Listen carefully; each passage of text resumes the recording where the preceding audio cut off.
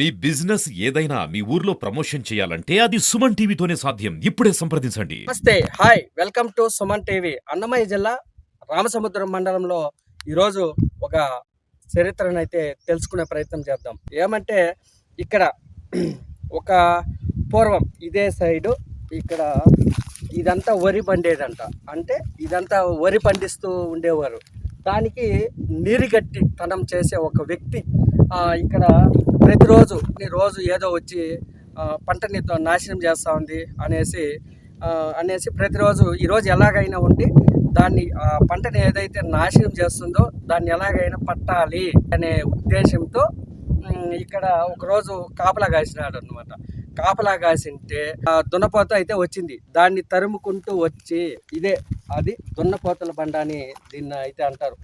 ఆ ఎన్నుపోతల బండ ఇక్కడికే ఈ బండ అంటే తరుముకుంటూ రావడంతో అదైతే ఒక గుండులో దూరపోయింది. అక్కడ సాధ్యపడనందుకు పక్కలో ఒక గెవి మాదిరి ఉంటే ఆ గెవిలో దూరి కర్ణాటక రాష్ట్రంలోని ఆవని క్షేత్రమునందు అక్కడ బయటపడినట్లుగా పురాణాలు అయితే చెప్తున్నారు. ఒక చరిత్ర మరిన్ని విశేషాలు చెప్పడం కోసం మనతో తిమ్మారెడ్డి గారు మరియు నారాయణ రెడ్డి గారు మనతో ఉన్నారు. మరిన్ని విశేషాలు తెలుసుకునే ప్రయత్నం అయితే చేద్దాం. నమస్తే అండి. నమస్కారం. ఈ దున్నపోతుల బండ అనేది మండలంలోనే చాలా పేరుగాంచినటువంటి విషయం. మీకైతే ఇది ఎలా జరిగింది ఏమని మా యొక్క సుమన్ టీవీతో పంచుకోగలరు? ఇది 3-4 తరాలకు ముందు ఇది జరిగిండేది. పూర్వము అప్పుడు ఇక్కడ మా వరి పండిస్తూ మా వాళ్ళు ఉండేవాళ్ళు. దానికి నీరుగట్టిగా అనేవాళ్ళు.